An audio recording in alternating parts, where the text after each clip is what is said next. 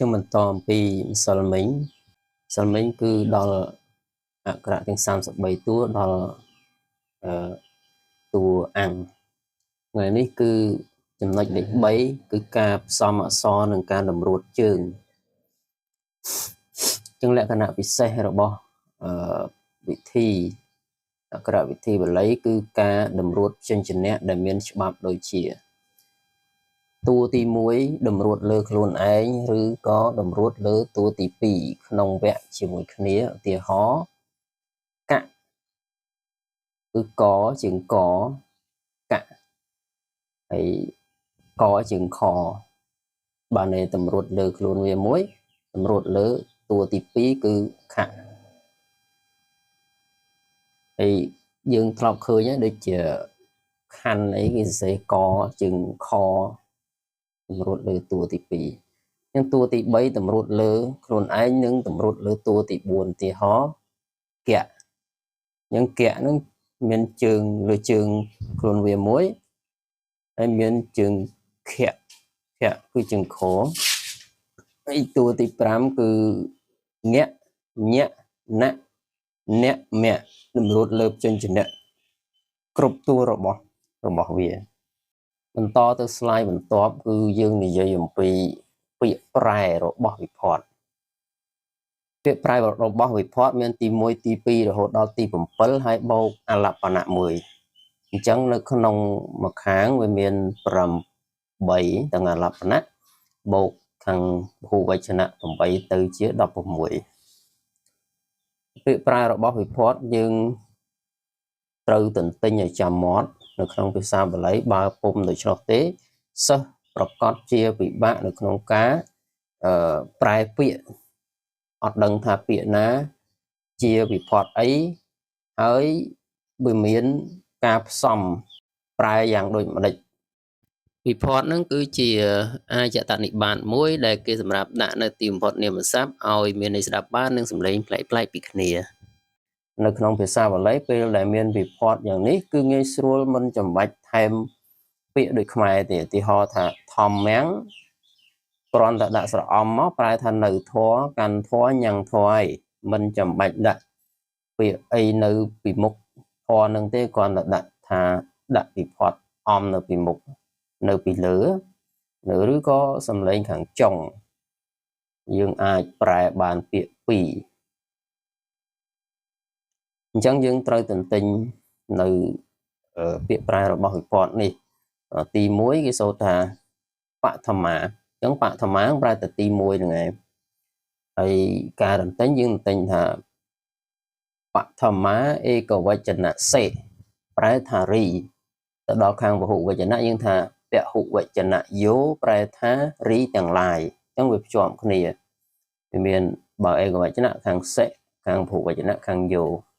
បឋមាឯកវចនៈសេប្រែថារីពហុវចនៈយោប្រែថារីទាំងឡាយទុតិយាឯកវចនៈអង្គប្រែថានៅកាន់ញ៉ាំងអស់នឹងចំពោះពហុវចនៈយោប្រែថានៅទាំងឡាយកាន់ទាំងឡាយញ៉ាំងទាំងឡាយនឹងទាំងឡាយចំពោះទាំងឡាយតតិយាឯកវចនៈនីប្រែថាដោយនៅតាមខាងគឺដែលត្រូវហេតុព្រោះតែមានពហុវចនៈហេប្រែថាដោយទាំងឡាយដោយនៅទាំងឡាយខាងទាំងឡាយគឺទាំងឡាយដែលទាំងឡាយត្រូវទាំងឡាយហេតុទាំងឡាយព្រោះទាំងឡាយព្រោះតែទាំងឡាយមានទាំងឡាយបន្តទៀតគឺដល់ចតុដ្ឋីហ្នឹងប្រែថាទី4ហ្នឹងចតុដ្ឋីឯកវចនៈសៈប្រែថាដល់ដើម្បីបំរុងនឹងចំពោះពហុវចនៈណੰដល់ទាំងឡាយដើម្បីទាំងឡាយបំរុងទាំងឡាយនិងទាំងឡាយចំពោះទាំងឡាយបញ្ចមីស្មាបញ្ចមីឯកវចនៈស្មាប្រែថាអំពីចាក់ជាងហេតុព្រោះតែពហុវចនៈហេប្រែថាអំពីទាំងឡាយចាក់ទាំងឡាយជាងទាំងឡាយហេតុទាំងឡាយ ព្រោះទាំងឡាយព្រោះតែទាំងឡាយស្តៀងខាងលើដែរទី6គឺឆាត់ថៃឯកវចនៈស័កប្រែថានៃរបស់កាលកាលបើកាលដែលពហុវចនៈណੰប្រែថានៃទាំងឡាយរបស់ទាំងឡាយកាលទាំងឡាយកាលបើទាំងឡាយកាលដែលទាំងឡាយបន្ទាប់ទៀតគឺសត្តមីឯកវចនៈស្មឹងប្រែថាក្នុងអីដត្រង់នាកាលកាលបើកាលដែលនិមិត្តជំនុំបណ្ដាលើទៀបចិត្តពហុវចនៈសូប្រែថាក្នុងទាំងឡាយអីដទាំងឡាយត្រង់ទាំងឡាយ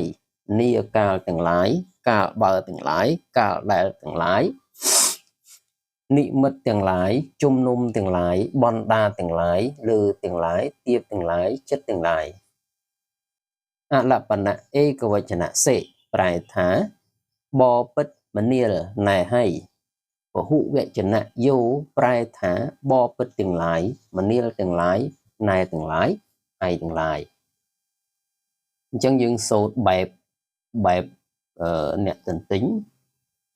មិញហ្នឹងគាត់តែអានឲ្យចាំមាត់ទេឥឡូវយើងសូត្រម្ដងតោះចាប់ផ្ដើមបឋមឯកវចនៈសេប្រែថារីពហុវចនៈយោប្រែថារីទាំងឡាយទុតិយាឯកវចនៈអង្គប្រែថានៅកាន់យ៉ាងអស់នឹងចំពោះពហុវចនៈយោប្រែថានៅទាំងឡាយកាន់ទាំងឡាយញ៉ាំងទាំងឡាយអស់ទាំងឡាយនឹងទាំងឡាយចំពោះទាំងឡាយតតិយាឯកវចនៈនេះប្រែថាដោយនៅតាមខាងគឺដែលត្រូវហេតុព្រោះតែមានពហុវចនៈហេប្រែថាដោយទាំងឡាយដោយនៅទាំងឡាយតាមទាំងឡាយខាងទាំងឡាយគឺទាំងឡាយដែលទាំងឡាយត្រូវទាំងឡាយហេតុទាំងឡាយព្រោះទាំងឡាយព្រោះតែទាំងឡាយមានទាំងឡាយសត្តមីឯកវចនៈស្មឹងប្រែថាក្នុងអីដត្រង់នាកាលបើកាលដែលនិមិត្តជំនុំបណ្ដាលើទៀបចិនពហុវចនៈសូប្រែថាក្នុងទាំងឡាយអីដទាំងឡាយត្រង់ទាំងឡាយនាទាំងឡាយនាកាលទាំងឡាយកាលបើនាកាលទាំងឡាយកាលបើទាំងឡាយកាលទាំងឡាយនិមិត្តទាំងឡាយជំនុំទាំងឡាយបណ្ដាទាំងឡាយលើទាំងឡាយទៀបទាំងឡាយចិត្តទាំងឡាយអលបណៈឯកវចនៈសេប្រែថាបពិតនាលណែហើយពហុវចនៈយោប្រែថាបពិតទាំងឡាយមិននាលទាំងឡាយណែទាំងឡាយហើយទាំងឡាយដល់ចូលទី6សំឡេងជញ្ជនៈដែលចែកចេញជាពីរប្រភេទគឺមួយយើងហៅថាអក្ខុសៈអក្ខរៈអក្សរហ្នឹងដែលជញ្ជនៈដែលមានសំឡេងតូចឬក៏សំឡេងតិចជញ្ជនៈទី1និងទី2ក្នុងវគ្គទាំង4គឺជញ្ជនៈក្នុងវគ្គទាំង5មានកកហៈចចហៈដតហៈអថៈបផៈរួមទាំងអវគ្គគឺអក្សរសត្រូវជា11តួជាសំឡេងតូចឥឡូវយើងចូលទី2ខុសៈគឺសំឡេងជញ្ជនៈឬក៏អក្សរដែលមានសំឡេងធំឬខ្លាំងគឺជញ្ជនៈទី3ទី4ទី5នៅក្នុងវគ្គទាំង5គឺកៈកិហៈញៈចៈឆៈញៈដៈថៈតៈហៈញៈពៈភៈមៈនិងអវគ្គ6តួគឺយៈរលវគ្គហៈ20តួនេះគឺជាខុសៈ